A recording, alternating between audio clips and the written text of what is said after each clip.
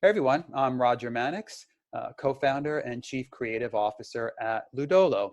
We are a play-based learning company that sparks innovation, strengthens culture, and fosters human connection, all while developing emotional and social intelligence. And we are a fast company, world-changing idea in education as well. We're doing a series of interviews with organizational leaders to help better understand and shape the future of learning and development initiatives. So today, we have the pleasure of speaking with you, Alan Parker, the Chief Innovation Officer at Energy BBDO, an award-winning marketing and advertising agency headquartered in Chicago. Alan is a proven international marketeer and business leader with extensive experience across digital, social media, PR, and traditional advertising. He's worked in Europe and Asia at the highest level, establishing successful and highly profitable businesses for Ogilvy, Golan, and MullenLowe.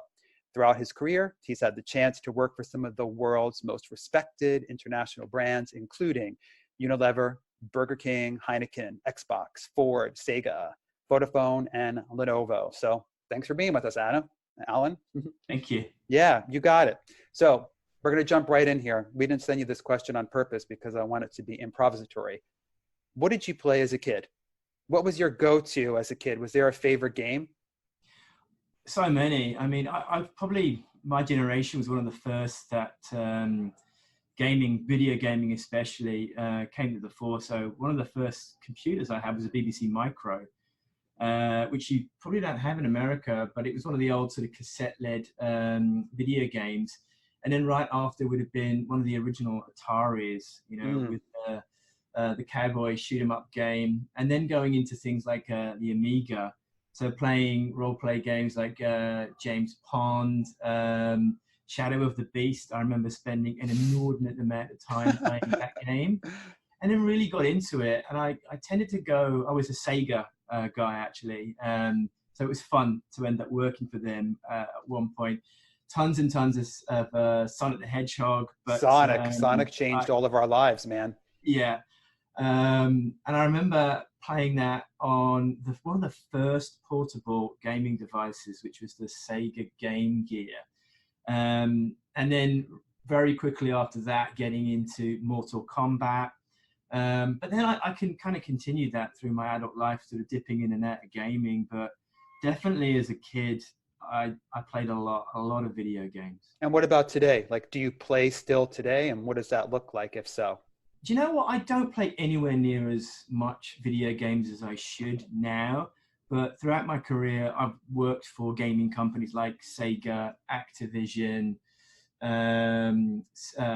Xbox, their proprietary labels. So back in the day, I say back in the day, it'd probably be about maybe 10 to 5 years ago, playing things like Halo. I was lucky enough to actually helped launch Halo 3 in Australia. So cool. Tons of sports sims like Football Manager, Flight Simulator. I also really liked as well. I think there's something because it was slightly real. And then stuff that I could play with my kids later on. So Guitar Hero, some of the dance sims as well. So I remember buying the Xbox 360 with the camera. I forget what the camera was called. So you could actually interact with the game with your entire body. And I've kind of always been like that, a bit of a tech geek as well, but wanting to play purely for entertainment, and then with my kids, stuff that I could do with them. And how old are your kids? So they're 13 and 10 now, two girls. It's actually interesting watching them play now. So they play a lot of Roblox. In fact, one of the biggest things that in our household right now is that. And the beautiful thing about that is we live in America now, but they have cousins in France, in Sweden, and in Amsterdam. And it's beautiful to watch them all come together over one game. So it's quite often in our house, we'll have an iPad on or two that is FaceTiming their cousins in France and Amsterdam, whilst they're all on their devices, coordinating the gameplay that's going on. So it brings them together for a community as well, huh? Yes. Yeah, that's nice. So we get that, every organization is different. So I'd love to hear a little bit more about what's your role as the Chief Innovation Officer at Energy BBDO, and then, tell us a little bit about the teams that you lead. Sure. So my role as Chief Innovation Officer, it's sort of really three things. We're obviously a storied advertising agency, one of the most awarded in the world. At any given time, we're number one or number two. We get storytelling. We know how to do it. We know how to grow brands. One of the things that we, like most agencies, have had to work hard at is really ensuring that we deliver against digital best practice. So the kind of like entry point for my job is ensuring that I am working with the agency, whether it's strategists or creatives, to make sure that we are delivering the best possible product on any given platform. So today, a lot of that means, are we doing short form properly? Are we doing social content properly? We just had the team from TikTok in here and talking to us about, how they structure content on their platform, how creators operate there. But equally, what about a web-based experience? How do we do that correctly? And how does that fit in with the bigger structure of what we're trying to do for brands? So task one is ensuring that as an agency, we are delivering best in practice digital for our clients today. And then moving up from that, really, it's like, how do we look at new and innovative ways to communicate a brand's message that doesn't sit within the traditional construct of advertising? So whether that be TV, print, or even, certain, more well-trodden digital areas like banner advertising, and to an extent, some social with some of the networks like, say, a Facebook that have been around for a long time. So working with teams to figure out different ways of doing that. And that could be anything from, we're going to develop a physical product to provide a new use or a new interpretation for some of our clients' products here. So we're working on something right now that is a physical product that we're going to put in customers' hands that provides a new utility for an existing product. And then the last one really is looking at stuff net new. So here we have an innovation team, pretty core team of around about 6-7 people. And that consists of head of technology, head of user experience, head of digital design, somebody that can actually build out physical infrastructure, and a hardcore development software engineer. So we could look at something and say, we would like to produce an X, whatever that X is. So it could be a game that we're developing for maybe a children's SKU of a product that we're looking to develop for a client. Equally, it could be a voice utility for an Alexa or a Google Assistant that we'd look to build out for a client.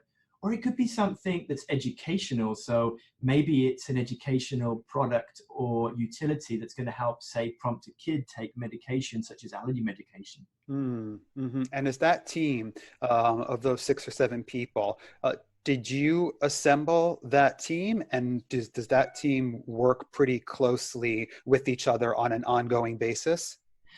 Yeah, so they were already here, or some of them were already here, but I brought them together as a group and said, this is what we're going to do and how we're going to do it.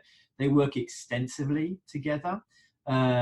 So our head of technology really will work with the 2 engineers, but we'll also bring in the UX head as well. So they all sit in the same area, the innovation area. And we'll work together on a project. So one of the things we're doing right now is we're building a chatbot for one of our clients. So that will involve the developers, but obviously the UX lead who's looking at what the experience is going to look like. Sure. For that chatbot. Yeah. And when you're assembling this team, tell me, if you had to kind of choose a top level 3 qualities, what are you looking for in terms of collaborators in your team for skills? That is a great question. And I think that a lot of people will probably answer that in a very, skill set based way. For me, it's completely attitudinal.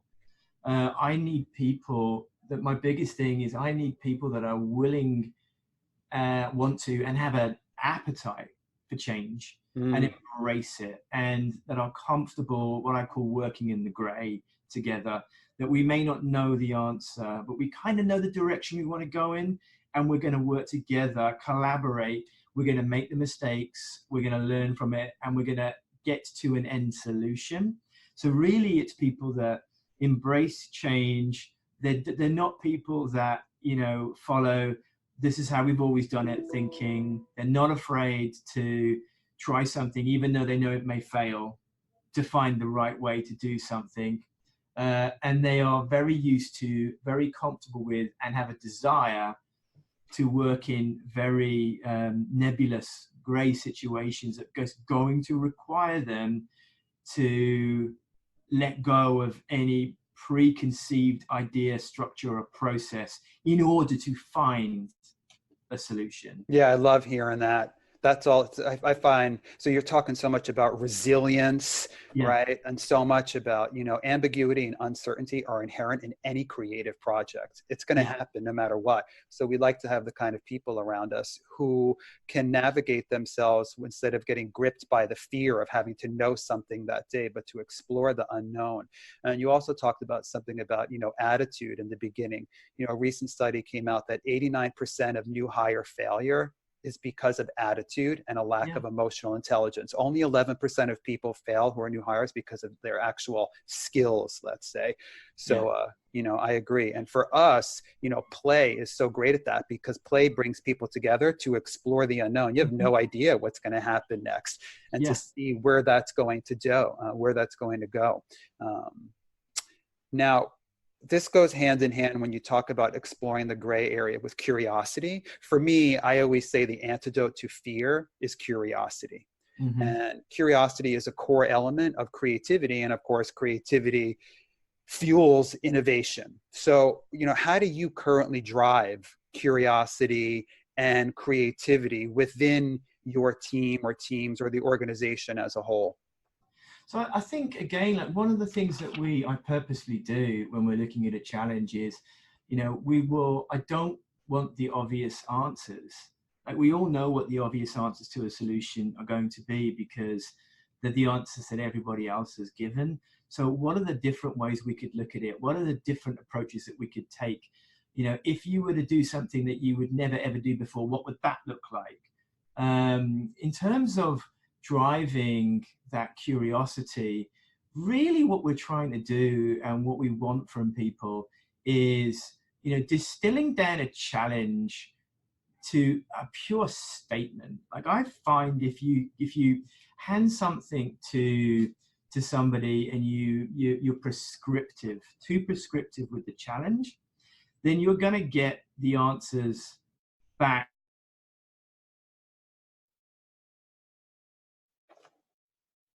that set around it has the answer that you're going to get. So if you go in and you say, you know, brand X wants to increase sales of this product by this much here are some examples of some great TVCs that have, you know, worked this way, or, you know, here are some formats that you might consider. Sure. You have a prescriptive answer already baked into your question. Because so why are you going to the, why are you going to the people that you trust in order to actually innovate? You know, whereas if you go in and you distill the product challenge down, or the challenge down, so, you know, we need to increase sales by X, right? That might be the business objective. Okay, so how are you going to do that? Like, what do you think you need to do? And you may say it's a reconsideration, or I need to increase frequency. So then if you say frequency, you say, okay, it's frequency of usage. So then the challenge may become, our customers use our products this way. Give me 10 examples of other ways that they could use the product.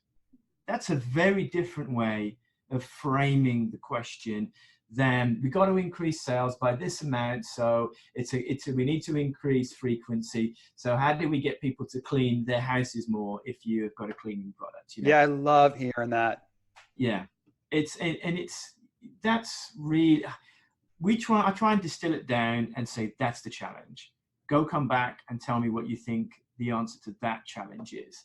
And actually, you're meeting people where they are. Because if you have these creatives who are working alongside you, I mean, you know as well as I do, like we're imagining, like we want to use our imagination. So when you're saying them, hey, what else could this possibly be or Yeah. do? You're giving them, it's the difference between managing and leading. Managing, you're having the prescriptive nature to it, but leading, you're lifting people up in order to find the mystery inherent in the problem. I think as well, it's often that the problem definition that's provided to people isn't actually the problem people are trying to solve. It's Never. half a problem, half a solution that people are providing. One of the best examples I've ever heard was it was an insurance company in the UK, and they had an issue that certain flood-prone areas, the premiums and the payouts were coming so high that they decided to do regional-based advertising campaigns to get people to understand that they were in a flood-prone area. They needed to take these precautions and because the payout on the claims was getting such that it was becoming cost prohibitive for the company. Mm. They went to the agency and said, we want an advertising campaign in these regional areas that are flood-prone, and we want you to tell people that they live in a flood-prone area and that these are things that they could do. And they said, well, what's the problem actually? And they dialed it back to, it was becoming too expensive to cover these areas. And there was certain legislation that said they had to cover the areas that were flood prone. And they said, so what you're trying to do is reduce the amount of claims and the net value of those claims. Yeah.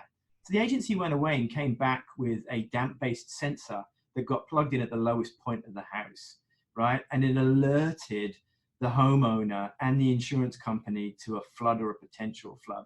So then what happened was the people in the houses, the properties and the insurance company would get alerted. Like, we've seen this, we've found this, there could be a flood in your area. So people started to move their furniture away from the flood prone areas. So even though claims maybe were coming in, they weren't as high as the claims were before. So rather than doing a big advertising campaign, they looked at a way of solving the problem in a completely different way.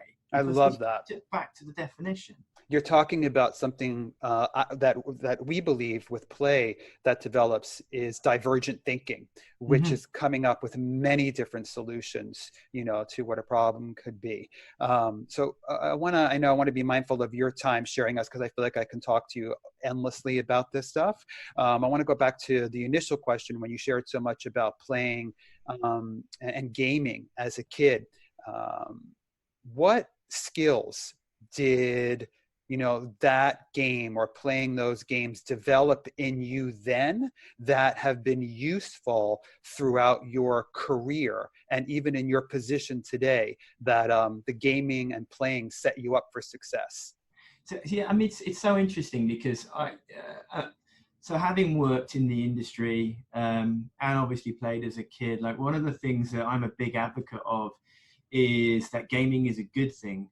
So whereas, I've had lots of fellow parents say, oh, like the kids sitting in front of consoles or devices playing, it's terrible. I don't believe that at all. In fact, I believe that gaming is one of the biggest drivers of executive functions and executive skills that you could possibly have. So you start thinking about independence. The child is in front of that game, or you're in front of that game playing it. You are playing that game. There's no instructions. There's nobody telling you what to do. There's nobody to bounce decision-making off. So you are making the decision-making yourself. It teaches you resilience as well. So when you're playing this thing, you may fail, but you've got to go back and try again. If you want to complete that level, you want to complete the game, you need to go back and try again. So independent, resilience, the tenacity to keep going as well. The driving inquisitive thinking. I wonder what's around here. I wonder what happens if I do this. You're actively rewarded for that type of thinking when you're gaming. So you start to think about how you would unlock certain levels. You don't unlock certain levels because you just go from point A to point B. You have to figure out where you're going to go. Where is the key to that next level? Where is that secret door? And if you want even greater elements of fulfillment, so then you start thinking about entrepreneurialism and you start thinking about things like Easter eggs, for example. So if you want to achieve more than just completing the game. You want to achieve the game with the highest score and unlock, you know, all of the additional skins or the Easter eggs. Then you've really got to have an entrepreneurial spirit.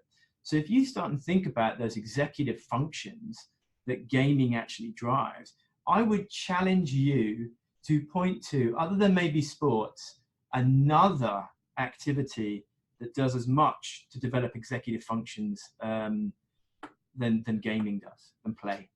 You remind me when I was a kid, I'm a little older than you, we had the Legends of Zelda was like this huge thing. And I remember I was stuck on this one level forever.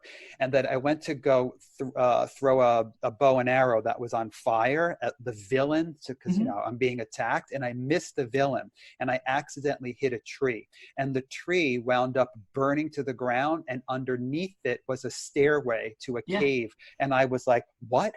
That's what I've been waiting for. But if it wasn't for serendipity, chance, making a mistake, staying with it, all of that wouldn't have been shown. So, But that also taught you, though, that, you know, sometimes looking at things and looking for the obvious answer, you're not going to get the answer. But if you look around you and you figure out, well, could there be other ways? Could there be other things? Then you might find it.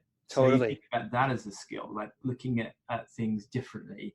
Then again, it teaches you that, doesn't it? Yeah. We have so many fun games called What's That is a game we play. This is not a stick that works on that very stuff. Well, I want to be mindful of time. It's been great connecting with you this afternoon. Thank you so much for sharing your playful memories with us, from Sega to Energy BBDO. We appreciate you talking about play and the trajectory of your career. And we will for sure continue this conversation part 2. Fantastic. Thanks so much. Yeah, you got it. Thank you very much. Have a great day out there in Chicago. Okay, Alan? You too. Thanks. Okay, ciao. Bye-bye.